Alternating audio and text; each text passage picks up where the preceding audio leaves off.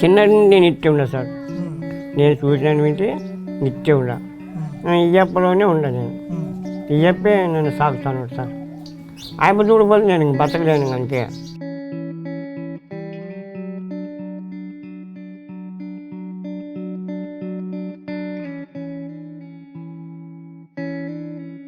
ఎక్కడ నువ్వు టయానికి వస్తానే అన్నం తినేవా లేదా, అన్నం తినిపీడు, మగం కూడా కడుగుతాడు.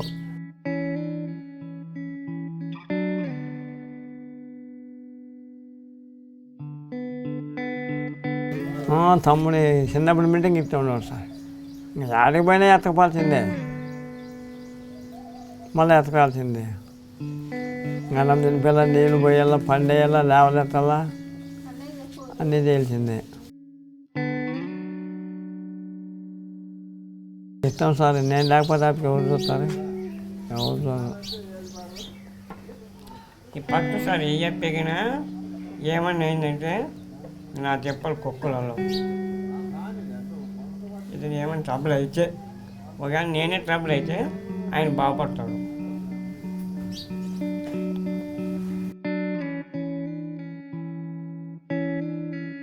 పింఛన్ రాలేకున్నా కూడా ఇప్పుడు ఇదే పిల్లోడు నువ్వు తలకాయ కింద పెట్టి కాలు పైకి ఎత్తి నీకు పింఛన్ రాలని ఆడ కరెక్ట్ ఎదిరిపోతే ఆయన ఆధార్ అడుగుతాను సార్ అంటే ఆధార్ లేదంట, 3 నెలలు అయిందంటే పింఛన్ రాలేదంటాను. అంటే నువ్వు ఆధార్ చూపిప్పాను. ఆయన పిలిచి ఇప్పుడు వీళ్ళు ఎట్లా వచ్చినారో అట్లా వచ్చేంత చూపించా. అది ఆధార్ కార్డు నీకు సంతోషమైన సంతోషం కదా సార్. ఇంక నాకు ఇది రాకపోతే ఇంక నా జీవితమే లేదు, పింఛనే లేదు. ఎట్లా సార్ అంటే ఎట్టో వచ్చింది బాగా బతుకో, ఏమన్నా కానీ నువ్వు ఫోన్ చేయి. ఫోన్ నెంబర్ కూడా వేయించిందా, అది ఆడ పోయింది సార్. మన ఫోన్ చేయని చేస్తారు సార్. అంటే ఏది కూడా నీకు రాకపోతే బియ్యం కానీ అట్టాడవన్నీ ఫోన్ చేయి, నేను ఇప్పిస్తాను. నీకు ఎందుకు నీ ఊరు సమస్య పెట్టుకోవద్దు నువ్వు. సార్ ఆడి పోవాలంటే బ్యాంకుల దగ్గరికి మన ఏదో అకౌంట్ బుక్ చేసుకోవాలంటే పోయినాము బ్యాంకులో తలకాయ నొప్పి సార్. ఆడికెత్తకు ఈడికెత్తకుంటే నాకు నొప్పులు ఇయ్యప్ప మోసి సావులు ఆటికి వీటికి. ఆయన దగ్గర పోంటే ఆయన దగ్గర చదువుకు మళ్ళీ ఈమె దగ్గర పోంటారు, మళ్ళీ ఈమె దగ్గర పోతే ఇంకొక ఆయన దగ్గర పోంటారు. ఆడే బ్యాంకులోనే నాకు నడుములన్నీ ఊడిపోయినాయి మోసి రెట్ట పట్టుకొని రెట్టని పీకుతాను. ఇప్పుడు ఈ సార్లు వీళ్ళే వచ్చి ఇచ్చిపోతారు పాపం. మేము వచ్చి ఇచ్చిపోతాం పెద్ద నీ పింఛన్ ఎక్కడ వాళ్ళు 3 రోజులు కాదు ఎక్కడ కానీ వాళ్ళు నీ పింఛన్ ఇచ్చిపోతామంటారు. వీళ్ళు ఇచ్చినాక బాగొస్తాను సార్ ఇస్తాను పాపం కనకూడదు. నేను ఎప్పుడు ఇంటి కూడా చంద్రబాబు నాయుడు గారి నుండి రామారావు ప్రభుత్వం నుంచి కూడా తెలుగుదేశానికే ఓటేసింది. పింఛన్ ఇస్తున్నాడు, ఇంటికి 20,000 లెక్కించినాడు.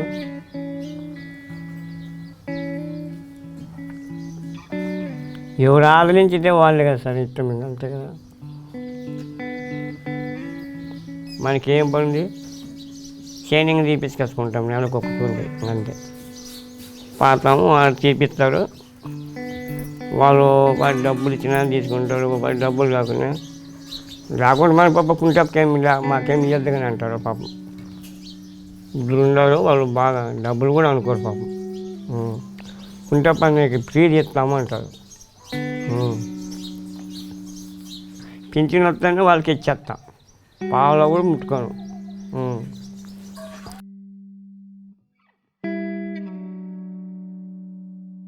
మన ఈ పిల్లలు చదువుకుంటుంటే బ్యాగులు లేవని ఏడుతుంటారు.